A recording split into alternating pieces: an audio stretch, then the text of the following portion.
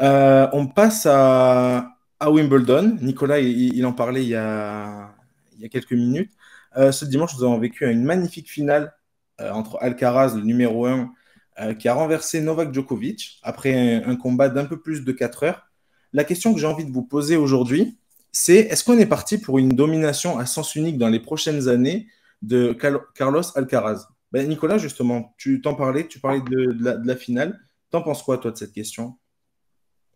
Je pense qu'on se dirige vers un duel clairement entre Alcaraz et Djokovic parce que Djokovic, il faut savoir qu'Alcaraz hier a battu un grand Djokovic. On n'était pas avec un Djokovic sur une jambe, on n'est pas avec un Djokovic qui avait mal au dos, qui était diminué physiquement. C'était vraiment un Djokovic à 100% de ses capacités, voilà, qui a bien joué, mais Alcaraz qui s'est battu jusqu'au bout. Et je pense vraiment que dans les années qui viennent, on sent qu'Alcaraz petit à petit gagne en régularité. On ne savait pas trop comment il allait aborder ce Wimbledon, étant donné qu'il n'avait pas beaucoup joué sur gazon dans sa jeune carrière, on va dire. Euh, voilà, il a gagné le Queens et il a pas joué beaucoup de matchs sur gazon avant ce Wimbledon. Donc, on était un peu dubitatif après ses crampes à Roland-Garros. Beaucoup de gens disaient oui, c'est peut-être mentalement qu'il n'était pas prêt. Et que finalement l'enjeu allait dépasser le jeu pour lui. Et finalement, il se trouve il a vraiment bien réagi, notamment après avoir perdu le premier set et quasiment presque en perdant le deuxième set. Et finalement, d'ailleurs, c'est le tournant du match pour moi. Il égalise un set partout et puis après, il gagne le troisième. Donc je pense qu'il a démontré hier qu'il avait énormément progressé mentalement. Et moi, ce qui me frappe, c'est que de l'avoir fait sur un temps aussi court entre Roland-Garros et Wimbledon, il s'est passé même pas un mois, il s'est passé à peu près 3 semaines. Et il a réussi à progresser sur des aspects sur lesquels on doutait par rapport à ses capacités à justement à surpasser cet enjeu et cette grosse pression qu'il avait sur les épaules. Et il a réussi vraiment à maîtriser ses émotions et à jouer son meilleur tennis. Et voilà pourquoi la raison pour laquelle il a gagné hier. Donc bravo à lui. Je pense qu'on je dirige plutôt vers un duel Djokovic-Alcaraz pour les 2 3 ans qui viennent, à mon avis. Ok, toi, tu es d'accord avec ce qu'il vient de dire, Raphaël, tu es d'accord avec Nicolas? Tu penses que c'est plus comment dire, un duel qui nous attend plutôt qu'une vraie domination d'Alcaraz? Et surtout pendant combien de temps, en fait, au final? Pendant combien de temps il va tenir encore Alors, Djokovic? le souci avec ta question, même si elle est très intéressante et tu as bien travaillé, mais c'est que ça dépend dans quelle temporalité tu vois les choses. Pour moi, déjà l'année prochaine, il y a un Rafael Nadal qui va tout faire pour gagner Roland-Garros et qui va terminer là-dessus. Donc déjà, ça va nous offrir un tableau très intéressant rien que pour ce grand chelem. Et à mon avis, comme l'a dit Nico, euh, Djokovic, il va pas se laisser faire. Il a perdu une bataille, mais la guerre, elle va encore durer, à mon avis, quelques années. Au vu de sa forme, j'imagine mal Djokovic se stopper aussitôt dans sa carrière, alors qu'il vient, enfin aussitôt, alors qu'il vient à peine de prendre la main entre guillemets sur le tennis mondial. Donc je pense qu'il va poursuivre lui sa quête effrénée de titre, et c'est finalement à Alcaraz de passer de ce statut d'outsider, puisque finalement c'est une des premières fois où il bat véritablement Djoko, donc de passer de ce statut d'outsider, de pépite en devenir à véritablement la référence. Mhm. Ok. D'ailleurs, en parlant de Djokovic, il a eu des mots super, comment dire, super enthousiasmants en faveur d'Alcaraz. Je cite, Carlos Alcaraz est le meilleur joueur du monde. Dans le jeu, il a pris le meilleur du Big Three, donc Nadal, Federer et moi. Je n'ai jamais joué contre un joueur comme lui auparavant. Euh, Greg, c'est des beaux compliments là que lui fait Djokovic. Oui, oui, bah, très beau, mais de toute façon, ce petit Carlitos, hein, comme on le surnomme, c'est un phénomène, hein, franchement. Il est incroyable, comme disait Nico. La vraie question, c'était à Roland-Garros, où on l'attendait sur terre battue, on disait est-ce qu'il est capable de battre Djokovic? Au final, il s'est mis une pression de dingue, tout le monde l'attendait, il a eu des crampes de stress, tout ça. Et ouais, moins d'un mois après, bah, monsieur, il rentre sur le court en finale de Wimbledon, considéré par beaucoup comme le tournoi le plus prestigieux au monde dans l'histoire du tennis. Et puis bah voilà, il gagne. Il perd le premier set 6-1. Moi, j'ai vu à partir du deuxième set, quand j'ai vu qu'il perd le premier set 6-1, je me suis dit, oulala, ça va être chaud. Et puis il s'est totalement ressaisi. Il a joué à un niveau de jeu absolument stratosphérique. Voilà, il a été incroyable. Nadal. Oh, ça, c'était chez moi. Donc, non, il est. Comment? Non, ça, c'était chez moi. Ça, c'était chez moi. C'était les avions qui passent On très a vite. dépassé le mur du son chez Ouais, Ruben, là. exactement. Non, désolé, tu disais. Donc, non, il a un niveau de jeu incroyable, phénoménal. Et honnêtement, je vois. Alors, oui, Djokovic a encore quelques années et je pense qu'il est encore plus motivé pour remporter le prochain US Open, déjà.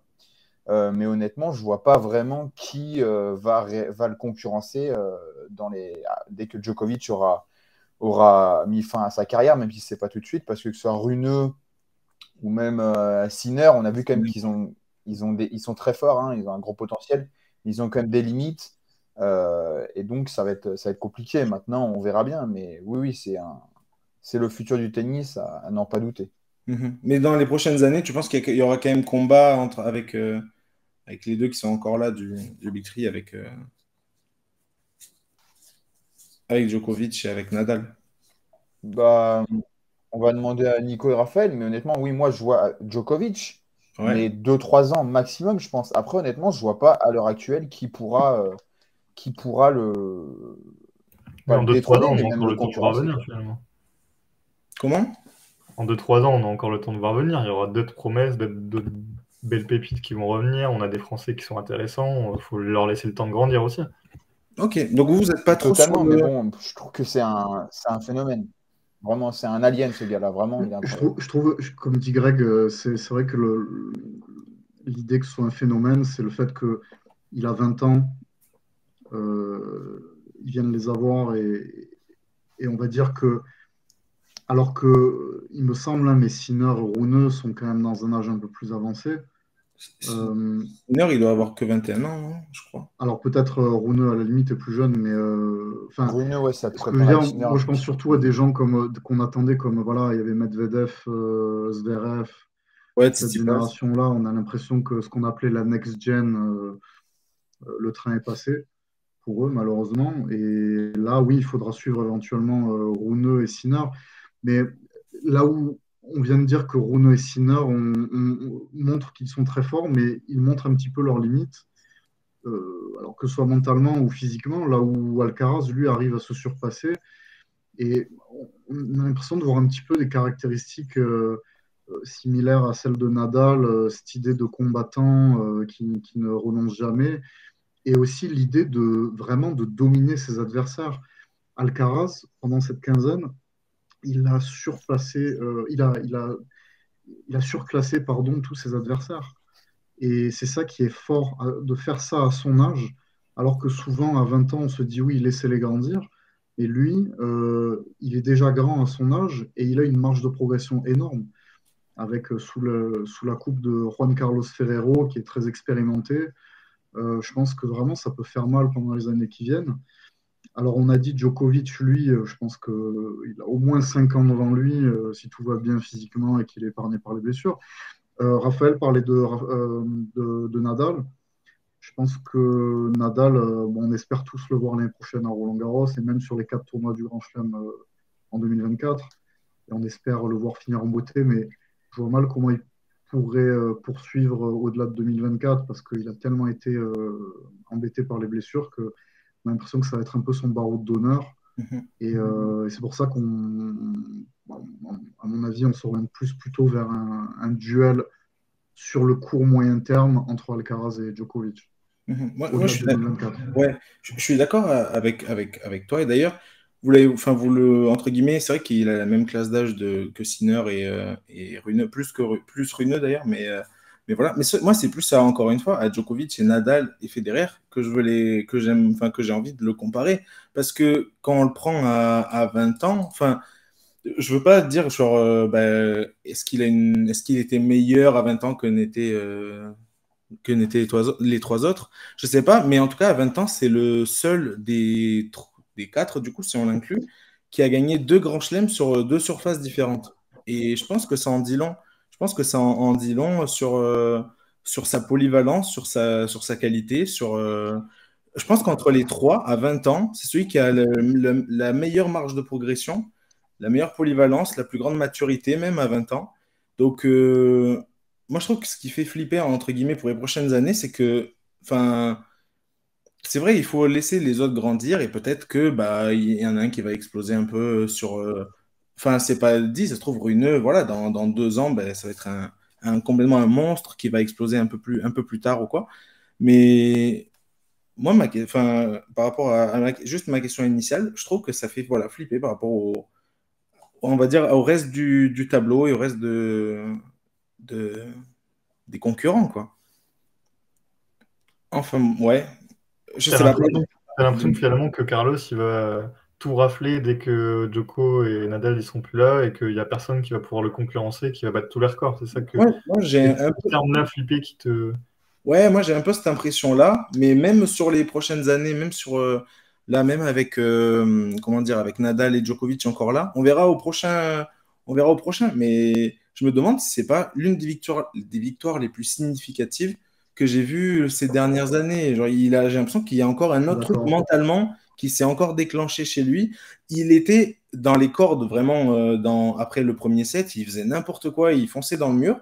Et il s'est relevé. Je ne sais plus depuis quand exactement Djokovic, il perdait plus un tie-break, mais Je c'est crois que pareil. c'était 15. Il a fait 15 tie-break d'affilée, Voilà, Djokovic. c'est affolant. Pareil, je ne sais plus depuis exactement quand il perdait pas un cinquième set, mais il en a encore perdu un. Et enfin, il en a perdu un face à Alcaraz. Et je pense que c'est pas rien. Du coup, Nicolas, ouais, tu voulais rebondir?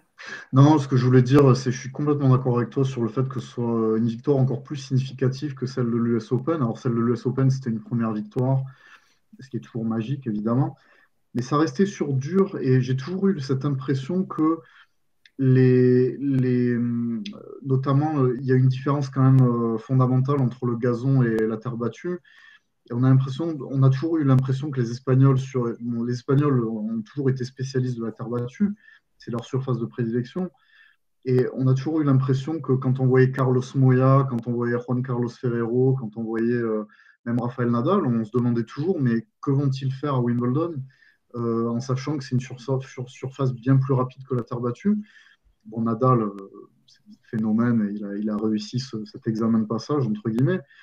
Euh, mais Alcaraz, je trouve que ce qui est très significatif, c'est de gagner sur une surface qui n'est pas à la base sa surface de prédilection, avant même de gagner sur sa surface de prédilection. Donc ça, c'est pour moi ce qui est aussi significatif, c'est d'arriver à gagner sur une surface qui est censée probablement être la surface sur laquelle il est le moins à l'aise, et il gagne quand même.